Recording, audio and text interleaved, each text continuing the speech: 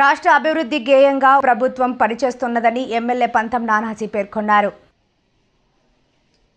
Kakinada rural మండలం కొవ్వాడ గ్రామంలో Jal Jeevan machine నిధులతో 1650 కోట్ల వ్యయంతో అఖండ గోదావరి నుండి తాగునీరు అందించేందుకు చేస్తున్న ప్రాజెక్టులో భాగంగా 5 గ్రామాలకు తాగునీరు అందించే ప్రాజెక్టుకు సుమారు 96.82 లక్షలతో పైప్ లైన్ నిర్మాణాలకు రెండింటికి కలిపి రూరల్ శాసనసభ్యులు పంతం నానాజీ ముఖ్య అతిథిగా పాల్గొని శంకుస్థాపన చేశారు. ఈ సందర్భంగా ఎమ్మెల్యే నానాజీ మాట్లాడుతూ గ్రామాల్లో ప్రతి ఒక్క ఇంటికి తాగునీరు అందించేందుకు కూటమి ప్రభుత్వంలో ముఖ్యమంత్రి చంద్రబాబు నాయుడు, ఉప ముఖ్యమంత్రి పవన్ కళ్యాణ్ ఆశయాలతో ఇక్కడి ప్రజలకు తాగునీటి కష్టాలు శాశ్వతంగా తీర్చేందుకు ప్రాజెక్టు ఉపయోగకరంగా ఉంటుందన్నారు. ఈ కార్యక్రమంలో ఎంపీపీ నందిపాటి అనంతలక్ష్మి, ఎంపీడీఓ సతీష్ బాబు, గ్రామ సర్పంచ్ కోటిపల్లి ఉమా సతీష్, నీటిపారుదల శాఖ అధికారులు, టీడీపీ జిల్లా ప్రధాన కార్యదర్శి Penke Srinivasababa, Nurukurthi Venkateswararao, Chappidi Venkateswararao, civil supply corporation director Kadili Eswari, MPDO Satish, కార్యదర్శి శ్రీకాంత్, కూటమి నాయకులు, కార్యకర్తలు తదితరులు పాల్గొన్నారు.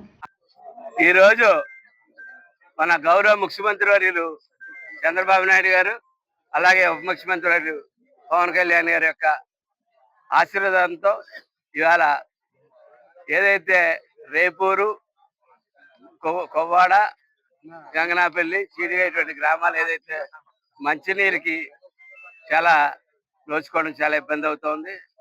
ట్యాంకులు వాటర్ మున్సిపాలిటీతో ప్రతిసారి పర్మిషన్ తీసుకోవడం, ప్రైవేట్ ట్యాంకర్లకు, అలాగైతే నిన్న గవర్నమెంట్ ట్యాంకర్లతో తెచ్చి ఆ దాహత్తు తీర్చడానికి చాలా ఇబ్బంది పడవలసి వచ్చింది.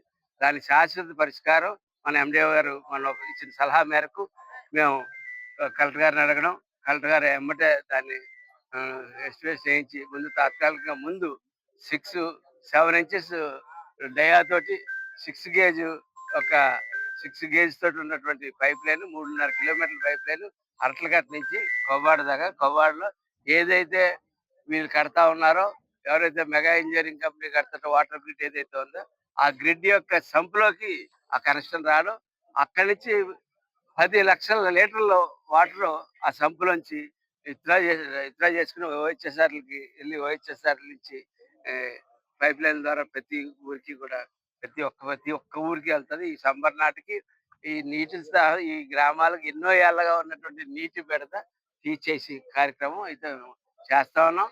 దీంట్లో కూటమి నాయకులు ప్రతి ఒక్క నాయకులు కూడా ఇందులో ఇన్వాల్వ్ అయి ఉన్నారు. అందరూ కలిసి కలెక్టర్ గారు రిక్వెస్ట్ చేసిన తర్వాత కలెక్టర్ గారు దాన్ని శాంక్షన్ చేయడం జరిగింది.